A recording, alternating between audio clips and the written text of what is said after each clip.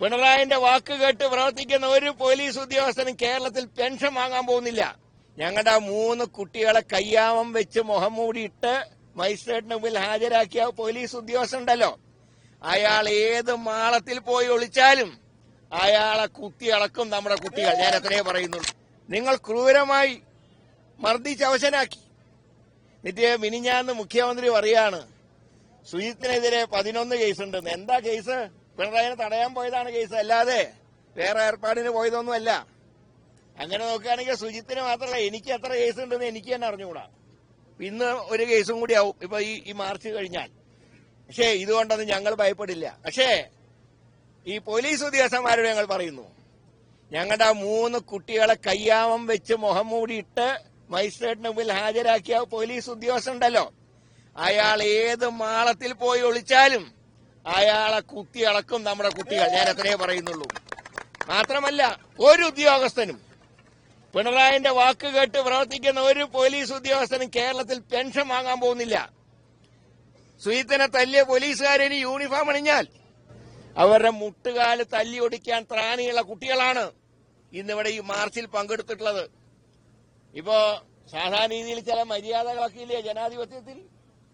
ഒരു മാർച്ച് നടത്തുമ്പോൾ അത് ഉദ്ഘാടനം കഴിയുന്നതിന് മുമ്പ് വെള്ളം ചീറ്റുന്ന ഏർപ്പാടാണോ? ഇവിടെ കുടിവെള്ളത്തിന് ക്ഷാമമുള്ളപ്പോഴാണ് നിങ്ങൾ വെള്ളം ചീറ്റിക്കൊണ്ടിരിക്കുന്നത്. വെള്ളം ചീറ്റി ആ വെള്ളത്തിൽ മുങ്ങും നിങ്ങളുടെ മുഖ്യമന്ത്രി പിണറായി വിജയൻ. അതിലേ ഞാൻ പറയുന്നുള്ളൂ. എന്നിട്ട് നിയമസഭയിൽ ഇന്ത്യൻ ഹിസ്റ്ററി പറയാൻ നിൽക്കുക. കസ്റ്റഡി മരണങ്ങളെക്കുറിച്ച് അടിയന്തര പ്രമേയം കൊണ്ടുവന്നപ്പോ റഷ്യൻ വിപ്ലവം, മുത്തങ്ങ സംഭവം, ഇന്ത്യയുടെ സ്വാതന്ത്ര്യം കിട്ടിയതിന് ശേഷം നടന്ന സംഭവ വികാസങ്ങൾ, ഇതൊക്കെ ഏത് കൊച്ചുകുട്ടിക്ക് അറിയാം? ഇതല്ല ചോദിച്ചു, ഇപ്പോഴത്തെ കാര്യമാണ് ചോദിച്ചത്. നമ്മുടെ കുട്ടികളെ കയ്യാൻ വെച്ചതിന് എന്താ മറുപടി? നമ്മുടെ കുട്ടികളെ തല്ലി ചാദിക്കുന്നത് എന്താ മറുപടി? എന്നിട്ട് കുറെ അതുപോലെ എല്ലാ രംഗവും തകർന്നു. എല്ലാ ദിവസവും അടിയന്തര പ്രമേയമാണ്. മിനിഞ്ഞാന്ന് കസ്റ്റഡി മരണങ്ങളെക്കുറിച്ച് അടിയന്തര പ്രമേയം. ഇന്നലെ ആരോഗ്യ രംഗത്ത് ഉള്ള സംഭവ വികാസങ്ങൾ, പേഷ്യൻസ് മരിച്ചുകൊണ്ടിരിക്കുകയാണ്. സർക്കാർ ആശുപത്രിയിലും പോലീസ് സ്റ്റേഷനിലും ഏതാണ്ട് ഒരേ അവസ്ഥയാണ്. സർക്കാർ ആശുപത്രിയിൽ ചെന്നാലും 2 കാലിൽ നടക്കുന്നതിന് മൂക്കിൽ പഞ്ഞിയായിട്ട് വരും. പോലീസ് സ്റ്റേഷനിൽ ചെന്നാലും ഇത് തന്നെയാണ് അവസ്ഥ. അതാണ് ഇന്നലത്തെ അടിയന്തര പ്രമേയം. ഇന്ന് വിലക്കയറ്റം ഇനി വരികയാണ്. ഓരോ ദിവസം അടിയന്തര പ്രമേയം. ഈ അടിയന്തര പ്രമേയം അവസാനം പിണറായി സർക്കാരിന്റെ അടിയന്തരമായി അത് മാറും എന്ന് മാത്രമേ പറയുന്നുള്ളൂ. ഇപ്പോ ഭൂരിപക്ഷം ഉണ്ട് എന്നുള്ള ഗമയിൽ എന്തും ചെയ്യാന്ന് കരുതണ്ട. അതുകൊണ്ട് ഒരിക്കൽ കൂടെ ഞാൻ ഈ പോലീസ് ഉദ്യോഗസ്ഥന്മാരോട് പറയുന്നു, നിങ്ങൾ എത്ര കേസ് ചാർജ് ചെയ്താലും, നിങ്ങൾ എത്ര വെള്ളം ചീറ്റിയാലും, നിങ്ങൾ എത്ര ടിയർ ഗ്യാസ് പൊട്ടിച്ചാലും അതുകൊണ്ട് ഭയപ്പെടുന്നവരല്ല കേരളത്തിലെ KSUവിന്റെ കുട്ടികൾ എന്ന് നിങ്ങൾ മനസ്സിലാക്കണം. നിങ്ങളുടെ കേസുകൾ ഞങ്ങൾക്ക് പുല്ലുവിലയാണ്.